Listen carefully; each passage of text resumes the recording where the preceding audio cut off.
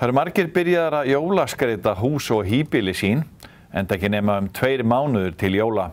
Við ætlum núna að sýna ykkur dæmi það.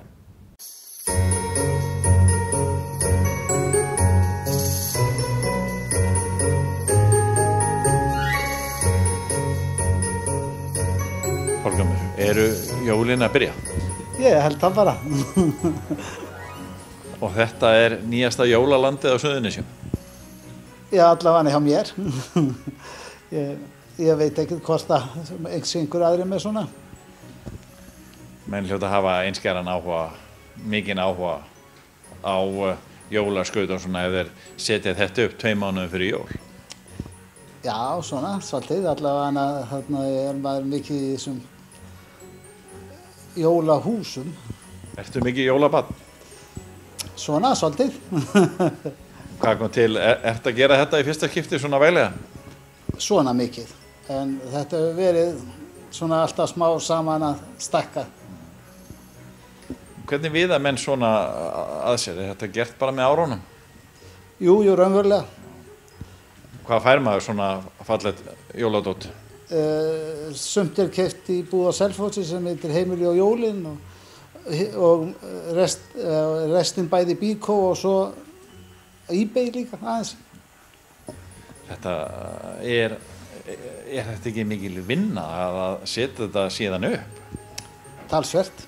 Svona, það er að ýmsu að hyggja sko, hvernig maður vill setja þetta upp og það er verið að færa til og frá aftur og aftur. Og Coca-Cola náttúrulega sjálfsögð. Ég hefði nú viljað hafa það Pepsi en það er annað. En það kennir ýmissa grasa. Það er skautasvell og vitar og turnar og eitthvað eitt sem kom mér svona skemmtilega óvart var skíðaliftan. Já, hún er ásamt lestinni nýjasta viðbótin í þetta hjá okkur. Er eitthvað sem að þú heldur meira upp á en annað? Nei, raunverulega ekki. Jó, það má segja kannski vitinn þarna út í horninu með rauðljósinu. Hann er svona í uppholdi hjá mér. En ertu sérst ekkert mikill skíðamaður þó að þú keyptir skíðalyftu? Ég fór einu sinni á skíði eina ferð. Þar með var mínum skíðaferli lokið. Þetta kallar maður að skíða heima. Já. Og skauta. Já. En má ekki eiga að vona því að nú fari fólk bara að kíkja hérna inn í gluggan og svona. Það verið allskyns gluggagæjar að koma hérna. Ég veit ekki, kannski. Og leikskólabörnin og grunnskólabörnin að kíkja heimsókn. Kannski. Annars má það náttúrulega ekki núna, þessu COVID-tímum. Þetta er skemmtilegt og maður heyrir svona umræðun það að séu margir að svona taka jólin aðeins snemma meðal annars á veirutímum. Ertu svona meðal annars að því? Jú, það má segja það en samt sko þetta í glugganum eins og stjörnurnar hérna, þær eru náttúrulega mánuði fyrir enn í fyrra, kannski út á þorpinu en þorpið er svona kannski aðeins fyrir en mjög svipuðum tíma. Hvað er maður lengi að setja þetta upp? Ég veit það ekki, ætli sé ekki svona samanlagt að kannski einhverjir 10-12 klukkutímar. Og maður á náttúrulega ekki verið að spyrja krónur og aura en þetta hlýtur nú að kosta eitthvað. Jú, það kostar helling. Já. Þetta er að því að sérstaklega sko þessi, ef maður ætlar að kaupa einhver fín hús þá kostar það svolítið.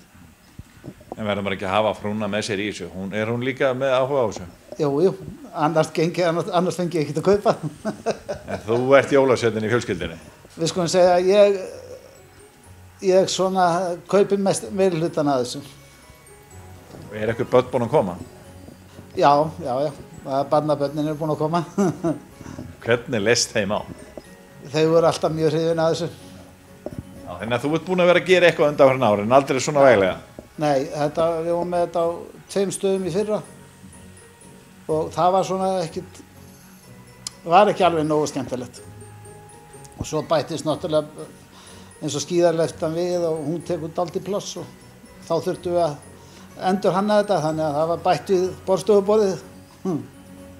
Keistum okkur svona vaxdúka yfir borðið og svona. Ja, þetta smá mix. Já, já. En það ekkert, það kannski minnsta málið.